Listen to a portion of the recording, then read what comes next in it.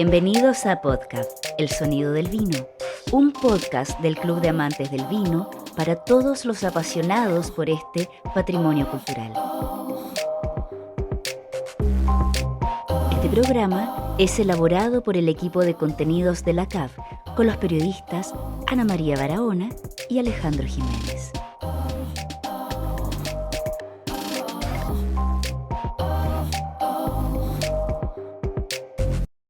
Hola, ¿cómo están? Soy Ana María Barahona y junto a Alejandro Jiménez estamos haciendo un nuevo episodio de nuestro podcast del Club de Amantes del Vino. Y como ven, estamos grabando, tenemos dos invitados presenciales. Muy contentos de estar acá, ¿no es cierto, Alejandro? Sí, pues, en esta ocasión, de verdad con video, como lo hemos intentado otras veces, nos ha fallado. La tecnología. Pero ahora trajimos aquí a nuestro camarógrafo oficial, que está detrás de... Camarógrafo amigo.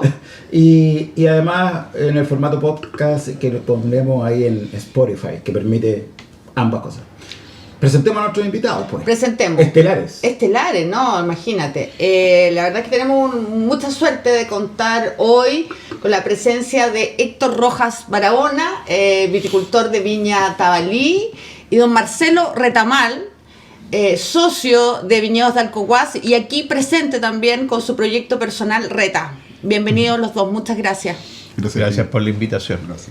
Es un formato nuevo, así que vamos a ir ajustando en el camino, pero ¿por qué están ellos invitados? ¿Cuál es el foco de este capítulo?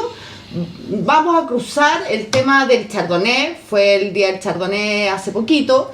Queremos celebrar, estamos aquí con dos botellas protagonistas de esta variedad y queremos hablar de valles, de suelo, de condición de esta cepa. Entonces, mi primera pregunta para los dos es saber cómo sienten hoy que está el Chardonnay chileno. Sé que es una pregunta súper general porque obviamente tendríamos que hablar a lo mejor de lugares, ¿no? Pero ustedes que ya llevan, no voy a echarlos al agua con la edad, pero más de 15 años trabajando en el vino chileno, ¿qué piensan ustedes del momento actual de la variedad? Reta. A ver, creo que yo llevo 25 años haciendo vino. Creo que el gran avance ha sido dónde se ha ido plantando. Al comienzo, yo me acuerdo, hacíamos chardonnays de Pirque, después salió Casablanca, después vino Lleida, después vino Limarí, tal vez en paralelo, pero menos conocido. Y yo creo que el gran salto viene por los lugares y también por un tema de cómo interpretar el lugar. Yo diría que hace unos 15, 18 años, todavía me acuerdo con Marcelo Papa, un día que fuimos a su bodega, que es enólogo de Concha y Toro, y yo trabajaba con Felipe Miller y él tenía su equipo, estaba Ignacio, no sé qué, y nos juntábamos y yo llevaba mis vinos y él llevaba sus vinos. Y salió la serie blanco, yo llevaba Sauvignon Blanc y Chardonnay, y él llevaba su Sauvignon Blanc y Chardonnay. Y en realidad me dijo, el Chardonnay nuestro era horroroso, era muy malo, ¿no? Porque tenía una vinificación mucho como Sauvignon, vinos más reductivos, etc. Y yo creo que sí había un cambio en la evolución de cómo se hacen los Chardonnay hoy día en Chile, que son vinos, no en todos los casos, pero en algunos casos que son vinos más de guarda, para tomar más viejos, más complejos. Yo creo que está en un momento súper bueno. Súper bueno. Y bueno, me imagino que tú eres protagonista de eso, Héctor, porque has podido ver lo que ha pasado particularmente en el norte verde, ¿no es cierto?, en Limarí, donde están afincados los viñedos principales de Viña Tabalí, pero también en Huasco, conoces bien la zona. Lo que dice Reta es súper real, ¿no? Es como se plantaba donde se podía, digamos, y probablemente también al principio me imagino que se decía, bueno, queremos hacer a lo mejor un chardo más de estilo de gusto americano, o alguno a lo mejor quería hablar o acercarse a un estilo tipo Borgoña en vez de buscar a lo mejor una identidad más chilena, ¿no? Creo que en general, a diferencia de lo que dice Reta, los chardonnays que yo comencé tomando cuando empecé a trabajar hace 20 años, un poco menos que Reta, eran más bien, no tenían nada que ver con Sauvignon Blanc, tenían mucho más que ver con aceite de oliva. Eran chardonnays muy graso, súper ¿no? graso, Pesado. súper pesado, la mantequilla se marcaba mucho. Eso fue lo que yo empecé a conocer haciendo cuando hacíamos los chardonnays de Casablanca. Ya.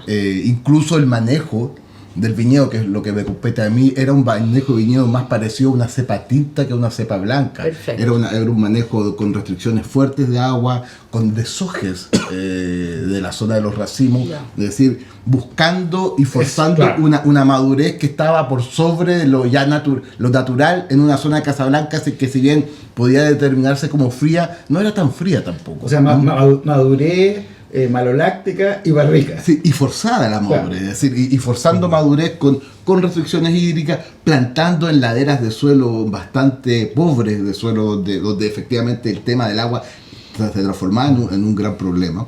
Y claro, eso fue lo que yo conocí, y yo creo que hoy día todavía hay algunos consumidores, sobre todo del extranjero, de Chardonnay, que cuando tú le ofreces Chardonnay chileno, todavía tienen esa memoria de esa Ya. historia del Chardonnay. Se quedaron pegados como Sí. con esa mirada. Claro. Obviamente lo que hoy día pasa en lo que me compete a mí, en Norte Verde, en Limarí, la evolución es distinta, pero claro, ahí puedo estar de acuerdo con Reta, porque... Hay que estar de acuerdo. No, hay que estar- no, perdón. Claro, hay algo que es el lugar, pero también hay un componente muy importante, es como tú llegas a entender el lugar y que el vino sea y hable del lugar, porque las ganas de meterle mano al vino, yo creo que Sí. No, lo debe tiene ser- todo el mundo. Oye, debe ser. y Amelia fue como el epítome de ese estilo de vino. En el tema madurez, tú me dices. No sé, yo creo que Amelia siempre para mí en ese estilo guardó. Pero en ese tiempo siempre- era Casablanca. guardó- hay que guardó- hacer el guardó un poquito quiebre. Guardó un poco, era de los elegantes de ese Ok, estilo. ya. Yo creo que habían versiones mucho más pesadas en ese estilo. Ya. Y más que, no sé si era Casablanca, también había algo de Cachapoal. Cachapoal, no sé, en ese algún momento. Sí. No, bueno, el tiempo que lo hacía Ignacio sí. era full Casablanca y después hubo una transición hasta que lo tomó hace unos años, como que se lo llevó a ruedo propio Marcelo Papa y lo llevó a Limarí. ¿Y tú, Sí. tú, Reta, hiciste Vio esa la luz ahí, transición? vio la luz. Yo creo que, o sea, lo que habla Héctor de ese comienzo es lo que recuerdo, el Amelia es un viñedo que está donde está Casa del Apostol, de un viñedo que se abandonó hoy día, que plantó Héctor, ¿no? ¿No se lo plantaste tú? Ya. Todos se plantó el 97, estaban De haciendo. un señor. Estaban en el colegio. Y que era de dos socios, que era el Pato Guiguren. ¿Pato se llama? Pato Guiguren, gerente del Apostol. Que fue Claro, gerente sí, del Apostol y presidente del directorio mucho tiempo. Sí. Y también estaba, ¿cómo se llama? De Viña Golf. Bueno, ellos tenían un campo que era un plano con un cerro. Que es ese es- distinto al triángulo de donde salía Sí, no, Sauvignon no, Blanc, claro. sí, es donde estaba Terruño. Casa del Apostol, como Perfecto. camino al Garrobo, así. Ya, perfecto. Cruza Casablanca al gorro. Y ese cerrito era una pelea campal por el cerro, porque de la hilera X a la X las tomaba Ignacio Pamelia. Nosotros con De Martino tomábamos el otro lado, la punta de acá. Después habían unos que estaban a este lado tomando otro. Y era como dice Héctor, en esa etapa puntual, que no sé cuánto duró, era el Chardonnay que dice que es como fermentación maloláctica, gordo, cosechado tarde, dulzón, Sí. de ese estilo, y que ganaba en esa época. Había una guía que se llama la Guía Vino Chile, Sí, claro. ¿Qué? y ganaba todos los concursos y todos los premios y coheteaba el espacio. Sí. Premiado por los propios. no, Premiado por los propios. Podemos tener 20.000 historias de la guía de vinos de Chile, de vinos premiados. Sí, Que no vamos pero- a acordar de Enigma Pinot Noir, por ejemplo. Oh, no, un clásico. Es un clásico. 98. 98. Sí, 98. Pero es cierto, y en ese camino, bueno, que da para mucho, probablemente no vamos a tener programa para hablar todo lo que significa, pero ¿qué creen ustedes que pasó en esa transición? Es que los enólogos empezaron a viajar más, a tomar más, hubo un mayor conocimiento del consumidor, que yo creo que no va por ahí, o aparecieron viticultores también que de verdad trabajaban, conocían, probaban. ¿Cuál fue la transición ahí para que estemos hablando hoy día de Huasco, de Limarí, de Aconcagua Costa, de Malleco? ¿Qué opinan ustedes? Yo particularmente creo que la transición se da fuertemente por el probar más. Ok. Es decir, y que va de la mano con viajar y probar y ver un poco lo que estaba pasando en Nueva Zelanda después del Sauvignon Blanc con los Chardonnay. Sí. Ver un poco la Borgoña, que es Sí, la Francia, casa. claro. Ver un poco el desarrollo que empezó a tener Sonoma y dentro de Sonoma Russian River, que empezaron a marcar ciertas tendencias. Un poco ya a inicio del 2000. Entonces creo que el probar y ver que habían opciones de Chardonnay distintas, porque creo que los Chardonnays de Borgoña, si cualquiera que sabe, son chardonnays con full madera. Sí, es decir, no estamos hablando de un cambio ni algo nuevo. Pero sí, el darse cuenta que había alternativas, que habían formas distintas, yo creo que eso ayuda. Y recorrer, porque me imagino también en ese camino, Reta, que es súper marcador lo que pasó con De Martino, empezar a hacer esas 367 calicatas y decir, uy, hay lugares donde parece que hay mejores condiciones, donde la planta debería funcionar más, y aparece, por ejemplo, Limarí, y aparece Quebrada Seca, aparece Talinay. Sí, yo concuerdo con Héctor en general. Los enólogos, yo diría que hasta el año 96, 97 no viajaban. A mí un día Aurelio me dijo, mi primer viaje fue a no sé qué edad, que fuimos a Mendoza en un bus. No se viajaba mucho. En forma técnica. En forma técnica. Ahora, yo creo que no se viaja mucho.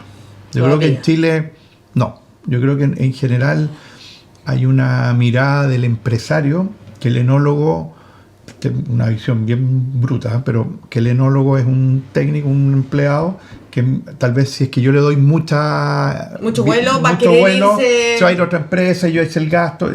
Hay una mirada un poco así, y veo más que el enólogo va a la feria de, no tengo idea, de Alemania, y le dicen, oye, pásate 3 días en no sé dónde. Y ese es como el pago, así como quédate contento con eso. Pero así como que yo vea que haya una política chilena de que los técnicos viajen todos los años a perfeccionarse, no sé cómo, no la veo. Excepto a lo mejor alguna viña puntual, pero no la veo como país. Es una crítica. Y también el que los dueños, cuando yo voy a la casa de alguien y le digo, muéstrame tu cava, claro. y toman todos sus vinos, claro. Entonces para mí eso restringe un poco. Total. Ahora, que en el espectro que tenemos hoy día hay algunas personas que han tenido más oportunidades, etcétera, y por eso yo creo que se han escapado un poquito. Por ejemplo, Papa trabajó con Randy Ullom en Calina, que es Kendall Jackson, y puede ser una escuela americana, pero le encanta la Borgoña, entonces claro, uno prueba el Maicas del Limarí, que para mí marcó un estilo y un hito, y que los vinos son súper ricos, y te tomáis hoy día un 2016, el vino está impecable, y funciona súper bien. Los Amelia que está haciendo hoy día, lo mismo que está haciendo Felipe hizo una escuela en De Martino, que viajaba todos los años, íbamos a ver viña, etcétera.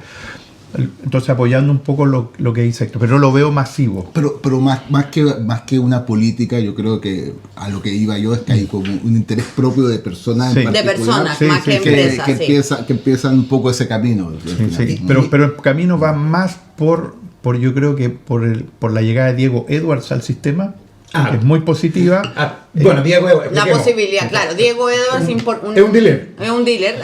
De vinos. Un dealer cuico, eso sí, un dealer que trae vinos de afuera, porque la verdad que, claro, al final al final del mundo, no tenemos mucho acceso, y si tú no viajas, no tienes acceso a esa botella, y Diego da esa posibilidad con una carta súper buena, o sea, el catálogo de Diego. Y hoy día están esos vinos y la gente... Los técnicos, y no solo los técnicos, los consumidores están comprando botellas y entienden lo que es un vino de un lugar, de otro, y yo creo que eso va sumando, porque también te pone en perspectiva. Porque no significa que los chardonnays de Chile sean los mejores del mundo. Y en ese, hay que bajar la pelota al piso y empezar. Y en ese viaje, en ese conocimiento, en esa evolución, ¿cuáles son las grandes influencias para ustedes, digamos, de los chardonnays del mundo?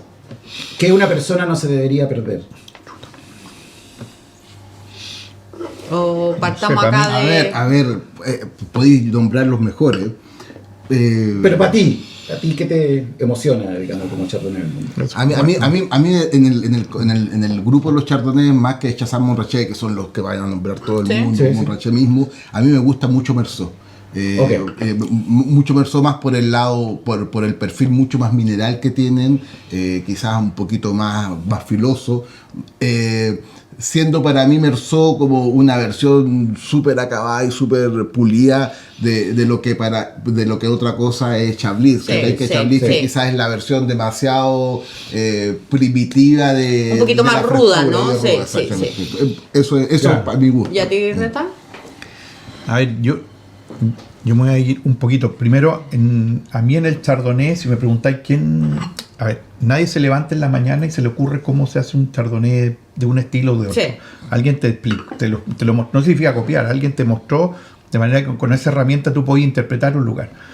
Para mí hay dos caminos? No, dos personas que me marcan. Uno se llama David Ramey, que es un americano, ¿Ya? que creo que trabajó en Bon Dumatre, cortó en Charlemagne y me hizo ver y entender cómo se hace un vino para guardar.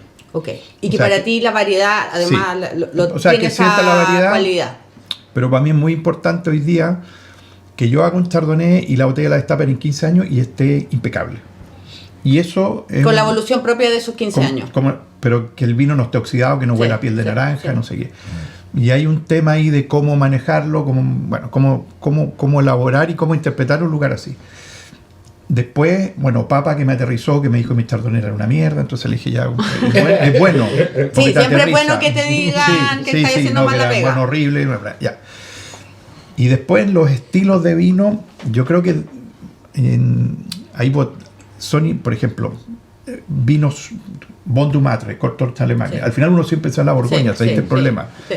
Claro, pero por ejemplo una botella de Cumeu River en Nueva Zelanda es un vino que no es tan caro y tiene una estructura, tiene una forma, los vinos de Rouleau, qué sé yo. Sí. Pero para mí más que ir a una apelación, yo creo que a mí el mundo hoy día cambió y yo ya no compro Meursault, ni compro no sé qué, compro un productor, compro un nombre. No habláis de Chablis o de Meursault, sino que vas a la persona, Chile, a ese productor. Y en Chile hago exactamente lo mismo. Yo no me compro un país, me compro un país de Este gallo que me gusta. porque a mí me produce placer y me gusta. Y yo creo que hoy día el mundo se movió muy fuerte hacia eso, hacia comprar productores. Los mismos distribuidores que vienen a comprar vino a Chile no vienen a comprar Maipo, vienen a comprar específicamente a este productor de Maipo. Y eso hace lo lindo porque al final son interpretaciones vamos diferentes. Moviendo un poco el ruedo. Sí. Yo creo que es súper importante y los quiero llevar a los dos porque también tiene que ver con esta revista que hicimos un par de meses atrás y donde ustedes también estuvieron y fueron protagonistas. Hay un cambio de paradigma también al hablar de Chardonnay cuando se encuentran en el norte. El suelo calcáreo es para ustedes un punto de inflexión en la historia del Chardonnay chileno. Creo que ahí nadie descubre la rueda. Yo creo que en general la relación natural que tiene el Chardonnay en el resto del mundo con suelos calcáreos es por alguna razón. Eso no lo creamos nosotros acá en Chile. Y por casi una casualidad encontrarse los calcáreos en el Limarí Costa y en el Huasco Costa. Un poco obedece no solamente a un proceso de llegar, probar y empezar por varios años haciendo vinificaciones hasta llegar a juntar estas dos puntas que era un poco el vino con el lugar y que el vino te dijera algo del lugar. Creo que podemos hablar de muchas características que tienen los suelos de caliza. Sí. Creo que van siempre detrás en términos, eso sí, de un clima. Tú puedes tener, no sé, los mejores suelos de caliza en el Languedoc en Francia, pero tiene un clima de donde te caen, no sé, 36, 38 grados Celsius, entonces no te funciona. O sea, nada de esos componentes funcionan solos. Por separado, exactamente. Entonces, claro, asociado a un entorno de un clima fresco o frío, pero más bien fresco, la presencia de suelos con presencia calcáreo, creo que empiezan a sumar. Después vamos poniendo más ingredientes a la receta, vamos poniendo el manejo vitícola, la fecha cosecha, que es un prueba de error, sí. El manejo de enología, que también son pruebas de errores, el manejo de selecciones masales, de variedades, de plantas. Es decir, vamos metiendo a esta caja negra un montón de variables. Pero claro, donde el clima y el suelo empiezan a tener un protagonismo y empezamos a hacer estos ejercicios como la convención del Chardonnay que hicimos el año pasado en Fuente Toscana y en Ovalle, en que probamos 2 etiquetas de Chardonnay del Limarí y claro. una del Huasco en ese Sí. momento que fue la de José Pablo, y con todos los estilos distintos, con todas las viticulturas distintas, con todos los enólogos distintos, tú probabas de la 1 a la 12 y todos tenían una columna vertebral que lo relacionaba en ciertos puntos. Yo creo que la fuerza del calcario en sí, la fuerza de la costa, del Huasco y del Limarí, de esa condición. tiene mucho que ver con el resultado que hoy día tenemos en la mesa. 11 botellas del Limarí de Chardonnay, todas muy distintas, todas distintas personas, Retamal, Papa, Felipe Miller, personas que han... Eduardo Jordán. Es decir, todos con muy distintas cabezas, con muy distintas historias, con muy distintos bagajes. Buscando una interpretación, ¿no? Y todos buscando su camino, pero es tan fuerte el Limarí en esa línea que te deja un hilo conductor en todas las etiquetas. Y eso yo creo que son muy pocas las zonas en Chile, o los lugares en Chile, más que hablar de productores, como decía Reto hoy día, son muy pocos los lugares en Chile que te entregan esa condición. Que te permiten entregar esa condición. Podríamos hablar, por ejemplo, del Maipo que es mucho más tradicional y mucho, pero tú en el Maipo cuesta mucho más encontrar ese hilo conductor tan directo. ¿Y por qué no lo habrá logrado Casablanca, digamos, que fue como el valle original? Principalmente por lo que te decía, yo creo que los dos grandes factores, el clima y el suelo, son muy relevantes. Yo recuerdo en algunas pruebas que hicimos en Talinay los primeros años, teníamos un Riesling. Y vinificamos el Riesling probando esto, y no sabía a Riesling, sabía a Talinay. Así de fuerte es el lugar. Es el lugar. Sí. Tú, Reta, porque claro, tú también partiste ese camino, ¿no es cierto?, con Quebrada Seca, después te fuiste porque también se secó. Ahora volviste, tu proyecto tiene patas súper fuertes en el Limarí. Cuéntanos un poquito cómo ha sido ese camino y qué ves tú de esa zona en particular. A ver, cuando yo partí con Reta, tenía la opción de a lo mejor haber hecho Casablanca, Lleida, o a lo mejor irme al sur, a no sé qué. Bueno. Ahora, a mí, en valor absoluto de cualitativo, esto es una opinión personal, Limarí me parece más cualitativo, y por eso me fui ahí. Okay. El tener un suelo calcario, arcilla, chardonnay, clima frío, es la mezcla, es que tampoco hay que inventar la rueda. Y son los chardonnay que a mí me gustan, y que ya que el proyecto era mío, hago lo que quiero y listo. Pero para poder tomármelo, si no lo vendo. Y dentro del Limarí, yo diría que, y me voy a enfocar en Limarí, porque en Casablanca no soy tan experto, ni tampoco en Traiguén. Yo hice vinos en Traiguén, me parecen estupendos, van a otro perfil que los que hace Pancho, que son súper buenos. Pero Limarí, para mí, si tuviera que tomar como dos mundos de Limarí, uno es Quebrada Seca y otro es Talinay. Sí, son dos mundos dentro de ese micromundo que es Limarí, ¿no? De ese micromundo. Ahora, cuando uno habla, y esto es una conclusión del Congreso Mundial de Terroir del 2004, de un lugar, yo no puedo decir que el calcario me da esto otro, no sé qué. Es el todo. El suelo, la geología, el clima, todo da y da esto. Talinay en Chardonnay a mí es más filudo, es filoso. Ya, esta copa que tenemos aquí para mí es un vino así. Y no lo voy a comparar con ninguna parte del mundo, solamente digo Talinay es así. Diría que Quebrada Seca, que hoy día hay dos exponentes, uno es Amelia, que se llama Amelia Quebrada Seca, y son vinos más gordos. Son vinos una boca que un poco más estructurados. Ahora me gustaría ver este Talinay en 10 años más. Capaz que se estructure y sea como este, no lo sé.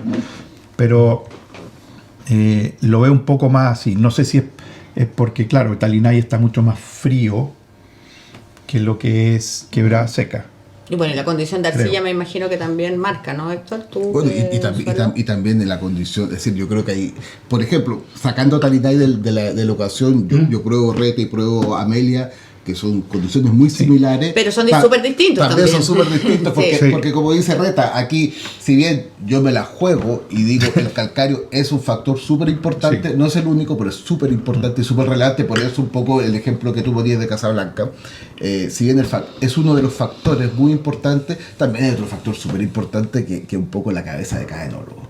Y un poco yo lo veo, también lo veo en Talinay porque tengo entregamos fruta a otros productores Claro. que hacen chardonnay de Talinay y claro, hay un hilo conductor, pero las cabezas de cada persona también Totalmente. varían. El ejemplo de Clos de Fou, ¿no? Que es muy distinto. Bueno, claro, no es No es Clos de Fou, Aristos. Aristos, claro, se sale totalmente del perfil. Nadie pero se sale- pensaría que es Talinay clásico. Pero de fondo tú lo pruebas y hay Talinay. En el fondo de Aristo hay Pero Talinay, puedes pero descubrir. lleno de otras cosas, ¿cachai? Entonces un poco también hay que siempre, yo lo veo así, es decir, hay muchos factores, sería ideal poder hoy día decirte, sabes que todos estos factores afectan en tal porcentaje y por tales razones, pero el congreso que nombraba Reta fue hace varios años ya, fue hace 2004, Sí. 2004. Sí, Se va a los 20. Exacto. Hoy día, por ejemplo, hay nuevo conocimiento y se puede saber mucho más, por ejemplo, del efecto del calcario en los vinos. Entonces, esto es algo que está constantemente moviéndose. El que hoy día no se pueda conocer la razón final no significa que no exista. Es solamente que no se ha pillado el punto. Entonces, claro. Los ahí quiero está. poner un poquito más. Nos queda poco por programa, me imagino. No. Alejandro, ¿estamos bien? ¿Sí? Estamos ¿Estamos ok. en los tiempos? Ya, perfecto. Pues Alejandro Vamos a me hacer un marca ex- los tiempos. Vamos a hacer un extra large. Un Ah, extra no. large, sí. Como la botella. Como la botella de Reta. Siempre más grande. Siempre más grande. Esta botellita que... La botellita. Ya. Oye, no, a mí me gustaría, porque, bueno, ustedes dos están en Limarí, pero han trabajado en otros lugares. Si yo, para tratar de también acercar un poco a las personas que nos están viendo, a las que nos están escuchando, si yo les pidiera a cada uno características de los chardonnay, por ejemplo, la pizarra, ¿no es cierto?, que también marcó un hito a Concagua Costa, o lo que pasa en Traillén. ¿Qué les gusta a ustedes de esos lugares que también tienen chardonnay interesantes y atractivos? A esto no les gusta nada. A mí personalmente, por ejemplo, hay un caso que me llama mucho la atención, que es Betty Traiguén. Creo que cuando tú pruebas Betty Traiguén, hay una... El vino tiene está tan bien terminado, está tan pulido el vino en su totalidad que me genera mucha satisfacción y me gusta mucho eso. Es un vino que podríamos decir en palabras fomes que es técnicamente muy bueno, Ya. pero va más allá de la técnica, porque ahí hay una intención detrás Ya, pero- de hacer algo muy pulido y muy fresco. Y si tú me habláis de características, claro, son características totalmente distintas a las que tenemos. Y en ese trabajo de ese vino que tú hablas en particular, ¿tú crees que se puede hablar y se nota claramente Traiguén si yo te pongo Sol de Sol, si te pongo ese vino de Betty, si Alto te la pongo, Greda. claro, Alto la Hacer Greda, como el ejercicio del Limarí o el en Black, Traiguén, el tú Black decías. Series de Morandé, no sé, por nombrarles alguno. ¿Les pasa que encuentren un hilo conductor? Para esto necesitáis un factor importante que es tiempo. Hoy día, si hablamos de Traiguén, hoy día 2023 es como hablar del Limarí 2008, 2007, en términos como de evolución y tiempo de la gente haciendo vino ahí. Ya. Es decir, Claro, llevan más de... ¿Cuándo fue la primera vez que tú hiciste? 2003. 2003, imagínate. que ¿Y fue el, mismo, el de ustedes? fue el mismo año en que salió el de Irene Paiva de Tabalí. Ah, el de Tabalí, Sí. cuando lo fueron a presentar a la Vine- Vinexpo. Exactamente. Sí, sí me acuerdo. Entonces, claro, estamos hablando de hoy día de 20 años. Sí. Claro. 20 ¿Tú, años, Reta? ¿Qué te pasa con esos lugares, A ver, con esa...? mira, Traillén, yo hice Traillén. ¿Ya? Se llama Tres Volcanes, en De Martino. Sí, el de Martino, claro.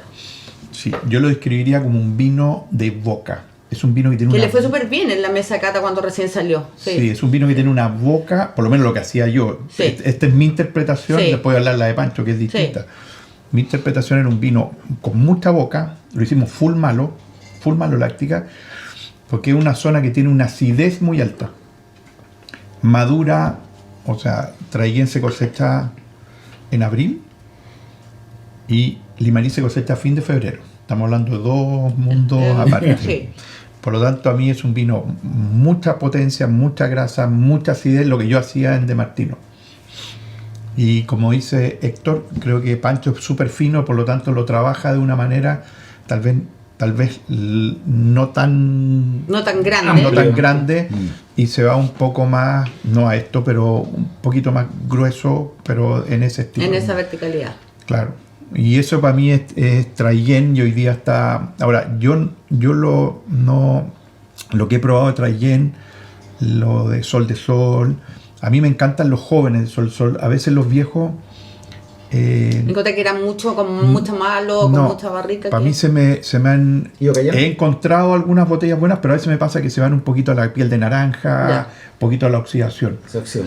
Para mí. En lo que he probado, como en estas zonas nuevas. Las pizarras, he tenido botellas que me encantan y he habido, por ejemplo, destapé una botella hace poco con una hija y no me gustó. Está un poco evolucionada más, pero cuando está buena la botella, yo creo que muestra un perfil totalmente distinto a todo lo que tenemos en Chile. Y eso es lo interesante. Una vez en la comida, cuando vino el Seller de Can Roca acá a Chile, pusieron esa botella en la mesa. Yo estaba en la mesa, el pellejo ahí con uno, y se acercó Pitu y tenían el Chardonnay, creo que estaba Talinay, me parece, y estaba el Pizarra. Sauvignon Blanc Talinay. Sauvignon Blanc Talinay. Y estaba el Chardonnay Pizarra. Y le dije, oye, ¿por qué elegiste el Chardonnay Pizarra entre todos los Chardonnay chilenos? El lugar de Limarí o no sé qué. Y me dijo, porque este es único. Chardonnay sobre calcario en el mundo hay mucho, pero sobre chisto, pero sobre pizarra como esta hay muy poco. Y además me gusta el vino. Y es mía la cara. Claro, lo mismo. Básicamente. Claro, de nuevo volvemos a lo mismo. Pero por ahí va. Pero sí, yo creo que son referentes. Hay harta opinión a lo mejor disruptiva que pasa también con esos vinos, ¿no? Nosotros hemos probado varias veces, hemos hecho cata también con Chardonnay, con la Vivi Navarrete, por ejemplo, hicimos una cata y la verdad es que hay gente que le gusta mucho Pizarra y hay otra gente que no. Y a mí también me pasa lo mismo, yo tengo unas botellas antiguas y andan impecables. Algunas están impresionantes, yo a veces, pero no sé. Oye, en un tema más prosaico, como con nuestros auditores, ¿se toma Chardonnay en Chile? ¿Es posible vender a precios altos Chardonnay en Chile? Una buena pregunta. Sí. ¿Sí? Sí. Yo creo que es lo que me pasa a mí con Reta. Yo hago Reta Chardonnay quebrada seca y en 6 meses vendimos lo que tenían que vender en un año el distribuidor. En Chile. ¿Cuánto cuesta la botella? Reta, la normal, no la Magnum. No, la normal. De hecho, las Magnum no las vendo. Solo para esto. ¿No? Para el momento especial, para la foto. Solo para mostrar. Pero no la vamos a llevar. De hecho, no la abrimos por eso. La llevo para mi casa de vuelta. Así que, no, vale en una tienda vale 34.900, que no es un precio económico porque en un restaurante puede pasar a 50. Pero estamos hablando de muy hermana, porque Caliza está a 40 a precio público, que está recién lanzado. Y ahora hemos aumentado en Chile la venta como mucho más del doble. O sea, el requerimiento eso, ahora... eso focalizado muy en restaurantes así como filete y tienda. No, yo tengo un super distribuidor. ¿Ya? Yo lo defiendo porque es buen distribuidor. Pide Alderrama con todo su equipo ahí, con Aguayo y otras cosas. No, bueno. De Miguel Torre, que se llaman Grandes Terruños. Ellos tienen distribución nacional, pero está enfocado fundamentalmente en restaurantes y tiendas especializadas. Yo no vendo en restaurantes. No tengo volumen tampoco, en supermercado. No tiene sentido para ti. No, ni eso. Tampoco, yo creo. Y tampoco hay que hacer mega ofertas, ni bajar el precio, pero es lo que yo creo que se puede vender Chardonnay de ese precio. Tienes que tener la calidad. Y la marca importa, ¿no es cierto? Mucho. El nombre que hay detrás. O sea, de nuevo, volvemos a que la gente interpreta que les gusta lo que estoy haciendo. No digo que el mío sea bueno o malo.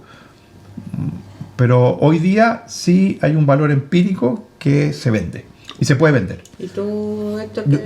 Yo creo que en general vender vino, es decir, te voy a hablar una cosa súper puntual y súper regional. Yo vivo en Ovalle, estoy muy cercano a un restaurante Ovalle que es muy bueno y cuesta vender vino blanco.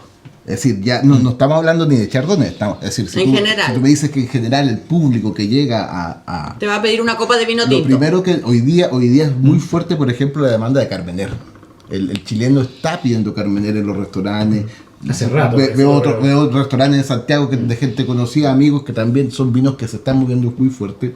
Pero hay otro segmento que al final tampoco tenéis que apuntar a los segmentos de las grandes personas o de los grandes grupos de gente, porque son botellas. Tú tendrás 5.000 botellas de Chardonnay por año. 8.000 8.000, son lotes 5.000, 8.000 botellas en total por año. Entonces, 8.000 no es poco, dentro de Chile, Dejémoslo para la casa. No, pero estamos hablando de vinos de precio alto. y dentro de Chile, Claro. de un Porque del porcentaje masivo- de esos vinos van a quedar. Sí, Claro, hay un grupo de gente que empieza a probar chardonnay de 10.000 pesos, después se pasa a 15.000 y después, cuando supera esta barrera de los 20.000 pesos, es una persona que efectivamente te va a comprar el vino de 40, de 50.000 pesos, sin importar, por ejemplo, de la variedad, pero sí el productor y el lugar que se está comprando. ¿Y ustedes creen que ese, hablando de un tipo que consume, que gasta plata, ya sea en supermercado, en tienda, o aunque sea la oferta del Cyber Day o lo que sea, es capaz de decir, yo quiero tomar un Chardonnay de Limarí, yo quiero tomar un Chardonnay de Traillén, yo quiero buscar el Sauvignon de Leida? ¿Qué piensan ustedes? Aquí en Chile. Yo creo que Chardonnay, Limarí en categoría Chardonnay, lo escucho bastante. En general.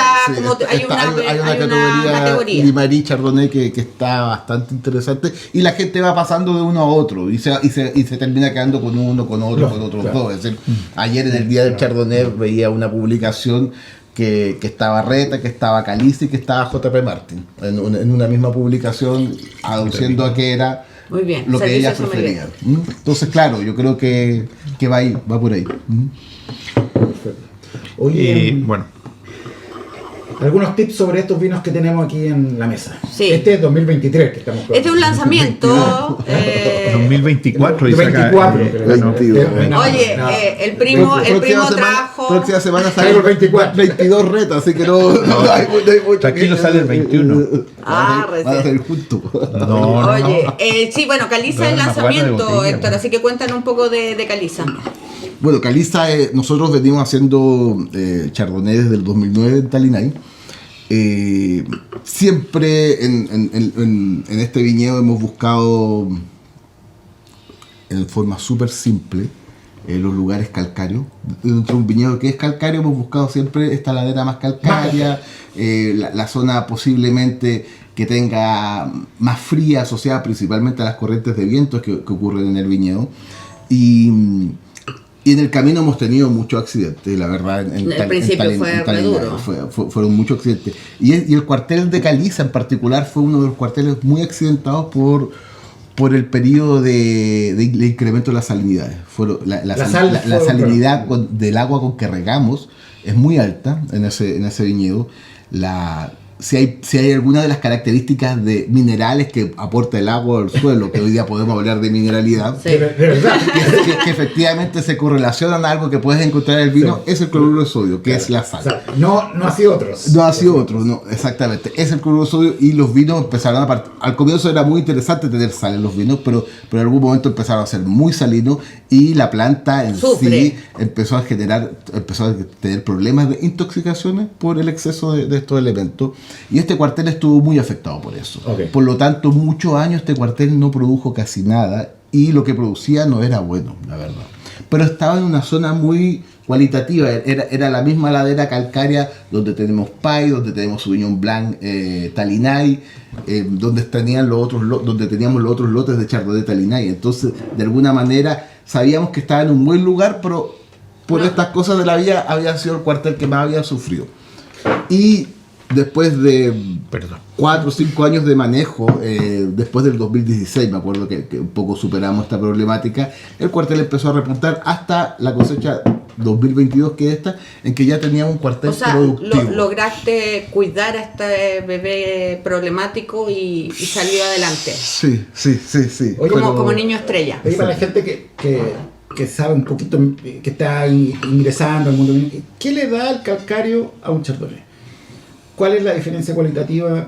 Te voy a hablar, por ejemplo, de un dato duro. Ya. Un dato duro que no vamos a fallar nunca. Porque las otras cosas pueden ser subjetivas. Pero un dato duro, por ejemplo, desde mi punto como viticultor, es que las plantas sometidas y creciendo en suelos calcáreos son plantas que presentan una deficiencia en la toma de uno de los minerales importantes para el desarrollo de la clorofila, que es el hierro. Entonces las plantas en suelos calcáreos son deficientes en hierro. Y se ve mucho más clásico en la plantación de cítrico, en el árbol de naranjo, de cítrico, que se ponen blancos. Como la gente que toma mucho café. Exactamente. Entonces, claro, uno de las condiciones del calcáreo pueden ser muy cualitativas, pero químicamente hay una deficiencia inducida hacia la planta, que es la deficiencia de hierro. La planta, para vivir en eso y sobrevivir, tiene algunos mecanismos de adaptación. Y uno de los mecanismos de adaptación es la liberación de ácidos orgánicos a partir de sus raíces hacia el suelo, porque la liberación de estos ácidos hace que el hierro que hay en el suelo se libere y pueda ser tomado por la planta. Mira. Oye, ¿están grabando esto, weón? Sí, porque para aprenderlo. Para aprendérmelo. Deberíamos- Oye, es verdad lo que va están diciendo, a ¿no? quedar grabado, es lo Es mejor de verdad todo. esta weá, Es lo para no mejor de mentir en todo. otro país. Ya, Es lo que pasó después del 2004 y de Lo la que conferencia quería de terror que fuiste Sí, tú. sí. Es lo que ha pasado ya. Sí, lo que ha pasado. Voy a anotarlo, Porque ¿eh? esto es una investigación del 2015, Ya, la verdad. ya. Y claro, y efectivamente, una planta sometida a esto genera más excreción de ácido orgánico, pero necesita también elevarse su producción interna. Y a consecuencia de la toma de hierro, la planta eleva su condición de producción de ácido, y por una cosa netamente de colateral, los racimos y las bayas quedan mayormente cargadas con ácido. Y eso nosotros lo veíamos fuertemente porque Con ácido orgánico. a niveles de madureces similares con otros valles, en lugares climáticamente iguales, en términos, por ejemplo, del nivel de azúcar, los niveles de acidez de los vinos chardonnay del Limarí y de Sauvignon Blanc y de Pinot Noir, todo sometido a calcáreo, eran siempre más altos, 1,5 puntos más. Perfecto. Hay un tema ahí. Hay una correlación directa. Entonces, si tenemos que decir algo duro, que los suelos calcáreos, naturalmente las plantas producen un mayor tenor de acidez. Oye, y para volver un poco a Caliza, para usted era un punto superior a Talinay básico que ustedes ya venían haciendo hace varios años. Era un lugar especial y por eso etiquetaron este vino en particular. Totalmente, claro. Nosotros llegábamos al viñedo, era una ladera que compartían distintas variedades, Claro. esta misma ladera, y solamente teníamos este chardonnay que no nos funcionaba hasta que nos funcionó. Y que funcionó muy bien. pero estaba, entre comillas, en este lugar que para nosotros era nuestro gran cru de Talinay. Perfecto. ¿Y tú, Reta? Menos científico, más poético. Oye, no, Reta, pero Me en el mareé caso- con esto. Me Oye, confundió. Ya. ¿Y por qué persistir en Quebrada Seca? Cuando pudiste volver, te dieron la posibilidad de estar en ese viñedo, Reta. ¿Qué te gusta a ti o qué intentas tú interpretar a través de tu Reta Quebrada Sí. Seca? Oye, antes de entrar a Quebrada Seca, está muy bueno el Talinay. Ah, Sí, mira, está bien ¿viste? bueno. A pesar de que te han Sí. molestado un par No de sé si veces. son los te ha ácidos dicho. orgánicos. Podríamos abrir Reta y ver cómo está también. Así No, que- eso No está a temperatura, no está a temperatura. Sí, a ver, cuando iba a hacer el chardonnay, pues yo quería hacer un chardonnay y quería hacer un Un pinot, pinot. porque a mí me gusta el chardonnay y me gusta el pinot, por eso. Sí. Y me acuerdo que hablé con Héctor y le dije, oye, Héctor, ¿tenía un poco Un de uva en poquito. Talinay? Y teníamos un cuartel De pino. de chardonnay también. Y que era el cuartel X, no me acuerdo cuál era. Y- No, fuiste a hablar con tu hijo no, pródigo. yo quería un poco... al principio- Fuiste a hablar con Con tu hijo Roja. no reconocido. Fuiste a hablar con Roja Barahona, Es ¿no? que Roja con- es el dueño del campo. Sí, pues yo sé. ¿Sabe con quién? ¿Sabe con quién? No. Y que finalmente se lo llevó Jordán, Ah, mira. ese cuartel. Y yo dije, Que va a estaba... Cordillera, de hecho, ese vino. Sí, yo estaba entre Talinay y Quebrada Seca. Ahora, ¿por qué me fui por Quebrada Seca? Porque conocía más el viñedo. Ok. Y lo que me he dado cuenta es que yo soy bastante inepto. Voy lento, no soy rápido. O sea, yo en llegar a un lugar y hacer la sintonía fina me demoro como 7 años. Entonces la perilla para allá, la perilla para acá, le doy vuelta para arriba, para abajo, no sé qué. En Quebrada Seca ya llevaba... Mucho tiempo. Entonces ya estaba clarito y me encantaba el vino. Y por eso fui a Quebrada Seca. Además que tenía otra cosa que era único, que es una parcela. Sí. Y no compartía. Y también eso... ¿Te gustaba esa condición de sí. particular? Y también que le doy valor siempre a la viña vieja. Yo creo que la viña vieja, se habla poco de la viña vieja, pero esta no es tan vieja, pero es la primera plantación que se hizo en Limarí, el año 93. 1993 la parcela esta. Y o sea, ya tiene 30 años. Y tiene una historia porque hasta el 2014 se compraba todo y se hacía en De Martino quebrada seca, un chardonnay, y se hacía un vino que era el legado. El 2014 vino la sequía en Limarí, se secaron los acumuladores, ¿cómo se llaman? Los tranques arriba, y este productor perdió prácticamente todo el viñedo. O sea, de las 24 hectáreas quedaron 4,4 y 20 se murieron, seca, muerte. Quebrada seca. No solo en quebrada seca, se murió mucha viña y paltos y no sé qué arbolitos. Ya. Y se guardó esta, y el 2019 fue la primera añada en que como que el productor la cuidó, no sé qué, y la hice yo. Y eso, por eso volví a quebrada seca. Buenísimo. ¿En qué añada estás hoy en el mercado? ¿Con cuál? Hoy día está 2020. Y está por salir la 21. Está por salir la 21, y lo que hice este año, porque la 22 está en un estilo un poco más tenso. Un poco más. Buscando lo vertical. No. Que no sé, lo que pasa es esto. Que tú no. Yo creo que en el vino no puedes seguir una regla. Este es mi... No hay dogmas. Porque si estoy todos los años, digo, todos los años el chardonnay lo saco el mes, no sé cuánto, lo meto en la cuba, en la hueá, no sé, ya. Claro, pasa a ser una receta. Tienes que ir viendo el año. El 2021 aguantó la madera 2 años y el vino está impresionante. O sea, lo que va a salir ahora es un vino que es una mezcla mía entre 19 y 20. Es así, pero muy tenso, está muy bien. Y ese es 2021. 2022 viene un año en que el vino de ahí es más vertical. Lo que me pasó, y por qué un poco dije lo voy a sacar antes, porque el Pinot Noir primero que hice yo de Talinay se fue al río. ¿Por qué? Porque lo tenía un año y después de un año le faltaba boca. Entonces el brillante dije, le voy a dar un tiempo más de madera para que se integre, no sé qué. Bueno, no se integró, lo destruyó. Esa es la verdad. Literal. Y lo vendí a granel. No lo saqué al mercado. Okay. Entonces dije, yo no quiero que al quebrada seca 22, que está espectacular, le pase eso. Le pase lo mismo, y en 2 años más diga, pero ¿cómo coño está malo? ¿Ya? Entonces, cada año voy viendo y hago lo que a mí me parece año que va a ser el mejor vino para el consumidor, para que el tipo lo diga y me gusta, porque nunca puedes vender un vino con un libro que diga, mira, sabes que este año me equivoqué y lo dejé con madera y la weá, no. Y perdón. Con un manual. Y perdón por los errores. No. Entonces, por eso ahora se embotellé 21 y 22, están embotellados. Ahora, al mercado de Chile solo llega 21. Okay. Y después va a llegar 22, pero con un poco más de botella y eso. Pero eso es una interpretación mía, no es... Capaz que me equivoque. Pero al final va mucho más allá de eso. Yo creo que hay un factor, que yo lo decía, porque generalmente se critica que todos hablamos de calcario, estamos todos hablando de calcario, y hay un punto mucho más importante que el clima. Y 22, el Limarí particularmente, fue un 22 muy, muy particular. Todos hablamos todavía de la cosecha 2018 como una gran cosecha. Y yo creo que 22 en particular, en Limarí, en los vinos que ya que ya están terminados, ha mostrado características, para mi gusto, superior al 18. Ah, mira, qué interesante. Hay que buscar esos vinos entonces. Sí. Oye, tenemos que dar por finalizado el programa. Yo, antes de terminar, eso sí, aparte de los vinos que hemos hablado, ¿qué otros chardonnay le podrían recomendar a nuestros auditores y escuchas? Que les gusten a ustedes. José Pablo Martán, me encanta. ¿Te gusta? De Huasco. Bueno, que ganó la guía. Y ganador de la guía Mesa de Cata de la CAF. A ver, uno que te guste que no hayamos hablado hoy día.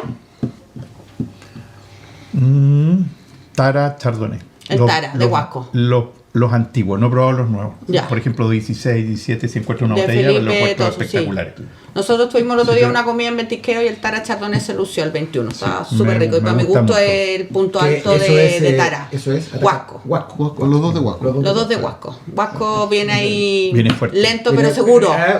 Buscando. Somos Norte Verde, Huasco y Limaría. No vamos a ir de ahí. Oye, agradecerle mucho a Reta y a Héctor por este programa, por este nuevo episodio de podcast. La verdad que estamos súper contentos de hacer esto de manera presencial. Ojalá que nos puedan ver y escuchar. Yo creo que va a ser un tremendo programa. Yo por lo menos siempre que lo escucho aprendo y es interesante y uno obviamente se cuestiona y aprende. Sí, pues, así que escúchenos para los próximos invitados. No será sabemos sorpresa, cuáles son, pero bueno.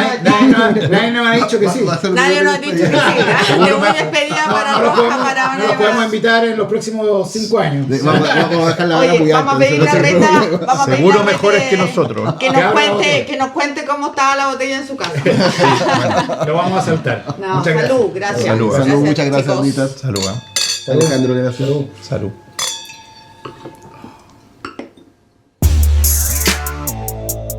Hemos concluido un nuevo capítulo de podcast, El sonido del vino, del Club de Amantes del Vino.